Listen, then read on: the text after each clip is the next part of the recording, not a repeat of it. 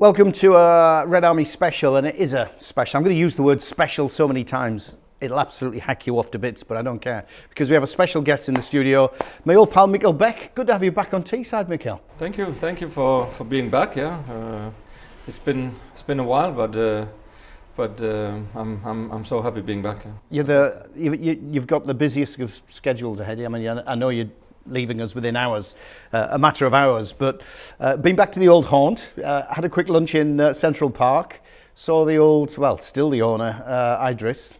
It bring back memories? Yeah, it brings back fantastic memories. You know, it's really memory lane for me to come back and see everything. Some things haven't changed, some things have changed, but you know, I've been looking forward to this day for a long time, and it's only just started. There's still a lot more to do today, but it's super good to be here. We're literally a corner kick away in that direction from the riverside. Memories, come on, tell us about your time at the Boro. Incredible time. Actually, when we were driving now, I could just remember driving, to the stadium. I saw the famous bridge or whatever we call Transporter it. Bridge, Transporter Bridge, and yeah, I mean, for me it's special because I had some incredible years here, and years I'll never forget. So of course it's it's a special. It was Robbo that brought you. Robbo brought you in 96. 96, yeah. 96.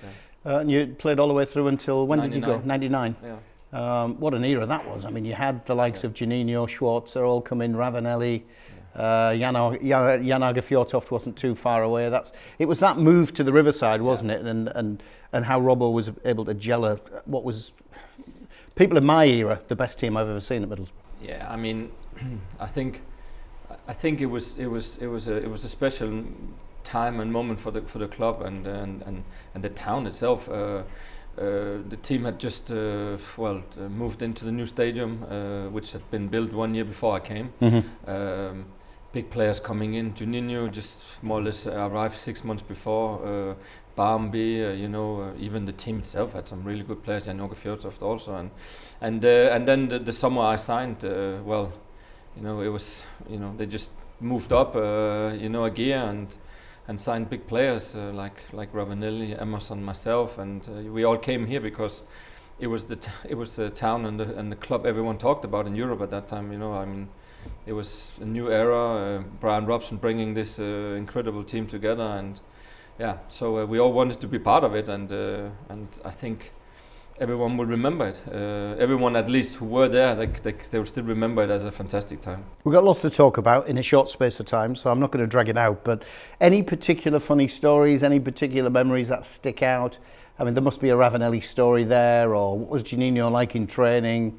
What did we, the fans, not see that you remember? Oh, there's so many probably to talk about. Funny stories like when Ravanelli came, he could not speak a word of English, and still wanted to take the free kicks in the games. And I still remember one time where there was a free kick just outside the box, and he was saying to Higgy, who wanted to take it as well, he was saying you. And Higgy said, okay, thanks. And then he put it down. He said, no, you. I said, but okay, I'll take it. Then, and in the end, of course, we found out he had just mixed his words up. Mixed his word up. It was actually me, not you. It was just funny things like this. I mean, we were brought in from anywhere in the world basically, and a lot of us did not. Even we were not even able to communicate, but we communicated on the pitch. Good footballers can always speak, football language together, and it was incredible, so fun memories, and I couldn't pick out stories, but there was lots of nice moments. Yeah. Mm. Now you're back for obviously a bit of a reunion at the Riverside. How special is it going to be to see, the old boys, the Higgies of this world, the Gianluca Festas? Marco Branca's coming as well. Marco Branca as well. Yeah, I mean, it's going to be special. Merson is coming as well. Yeah. I haven't seen them all since leaving the place. So the only one I've actually seen is Jan Åge Fjørtoft. The rest of them I haven't seen. So it's a special moment. It's a special evening, and that's also why I decided to actually fly from France to here to be part of it, and I'm pretty sure we're going to have a fantastic night and lots of laughs. You will do, I'm sure, and Boro fans will be flocking there in their droves to see you guys and get the autographs and talk about the good old days, because they were good old days. But you're still involved in football, aren't you? Heavily involved in football. Yes. Even though it's many years ago since you pulled the boots on in anger. That's true. Yeah. I'm being kind. I'm not saying how many. No, that's true. But I'm heavily involved in football. More than ever, and having built up a big football agency where we look after some of the the best players in Europe, and it's fantastic. It's my little baby, and it's been 20 years now, and it's also one of the reasons why I'm here this weekend. Not only for tonight, but it's also to have a trip around England, meeting some of the fantastic clubs over here. Network a little bit, talk with them, and it's going to be a good week. Who do you look after? Who are the players that we might recognise on the European stage that you represent? Yeah, I mean the obvious ones is they will be like the Lucas Dignes from Villa now, the Danish captain of the national team, Simon Kjær, who plays for Milan, Matti Ryan, the goalkeeper, who's playing for Arsenal and Brighton before. Ronnie Lopez, who played for Manchester City. We have some fantastic youngsters coming up. Lucas Chevalier, a goalkeeper from Lille, who is going to be the big one now in the future, and many more. But I wouldn't like to single out any of them. But the ones we work with, we believe are the best, and we only want the best. How does it compare being the agent, being the manager, being the representative, as opposed to your time being a player? Yeah, I mean, of course it's different. I mean, when you're a player, you have your own agent, and getting a lot of good advice from him about how to do things, and now I have to give back some of all that advice I got back then from my agent, to these new players. I mean, some of them are, I call them historical clients, because the Lucas Dignes and the Simon Kjærs I've nearly worked with for 20 years now. It's a long time, and it becomes family. The families, the parents. It's not about work anymore. It's about family. Like when you see them. I saw Lucas Dignes yesterday, and it's like it's just like being with family. And that's what I always dreamed about, building up that kind of relationship with the players, where we can laugh, we can be serious together, but. We should never forget also that it's it's business, but it's also we can also have some fun. So. Talking about having some fun and tripping down memory lane like you are, being back on Teesside, there's the not so small matter of the charity game, which obviously the Paros have been heavily invested in for a couple of years, but COVID came and got in the way and spoilt things. That's still on, isn't it? As far as we're concerned, we're still obviously chatting with the club to see when best that can be put on at the Riverside. This is, for those who don't know, this is the Brian Robson squad of 97-98 against the Steve McLaren squad. Obviously that went to the UEFA Cup final. Both managers have said they'll come and they'll manage their former teams. Where did the idea come from? Because it was your idea. This is your baby, another one of your babies. Yeah, it's true. It's another one of my babies, and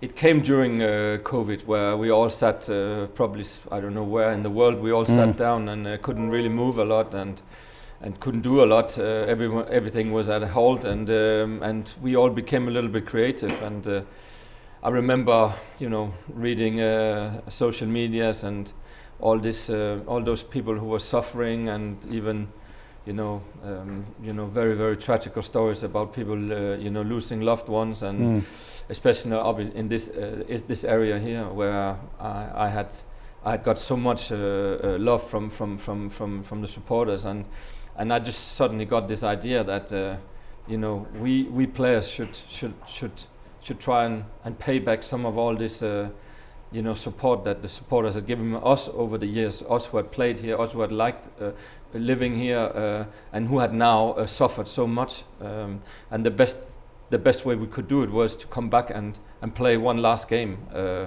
and I felt that idea about playing our team against the team of McLaren, who actually won the cup final. That could be a fantastic way to settle some records. Maybe some people would probably think which was we best. were the best, and some others would say, hang on, mate, you're 10 years older than them. Yeah, exactly. So it should be a fantastic day out at the Riverside. People, being able to see all those players that they had seen over the years, see them for one last time, and hopefully our team would be winning that game. Yeah. I'm neutral. I'm going to see if I can lose 15 kilos and ref it. But saying that, I mean, the way all the players from both squads have engaged and have adopted this game, I mean, I think almost without exception, players who are so far afield. Hamilton Ricard's in Colombia. You've got the likes of, who else is there in there? Mark Viduka we traced into a mountainside cafe in Zagreb. I mean, all of these guys Juninho out in Brazil. Juninho in Brazil. Jeremy in Africa, in Cameroon. And they've all said yes. They've all said we want to come back. Said yes. There was nobody who turned it down. They all, when we said this is charity, this is to pay something back to some people who has, had some tough times. They did not even think 1 second. They said, I'm there, I'm on, whatever I can do to pay something back to that club, that area, I'll do it. So, we can 100% say to everyone that is sitting, still asking themselves, will it go through? And I know also I've had so many people writing to me that it's 100% still on. We hope it could maybe go through this summer, start of next season. Yeah. We're still talking to the club, and we'll do whatever it takes for it to happen this summer. If not, for sure it'll happen the summer after. So we are working on it, and I hope we'll manage to do it this summer. Yeah, brilliant. And all the money that we're hoping to raise a hell of amount of money for the area, but it's going to be money that's invested for the good of the area on Teesside. 100%. It's all about that. It's all about whatever we can make, we'll pay it back to the people who needs it. And there's one or two funny stories coming from that, isn't there? Just to finish on, Ravanelli absolutely adopted darts when he was here as a Boro player. Adopted darts as one of his favourite sports. He's insisting on playing dozer in a game of darts during the game. I mean, you're getting some crazy ideas coming out. Crazy ideas. Our idea is to let them have that one little game at halftime in front of a full stadium. Maybe we believe it'll absolutely be the world record of a crowd for a dart game. We will put a fantastic party together where there will be something for everyone.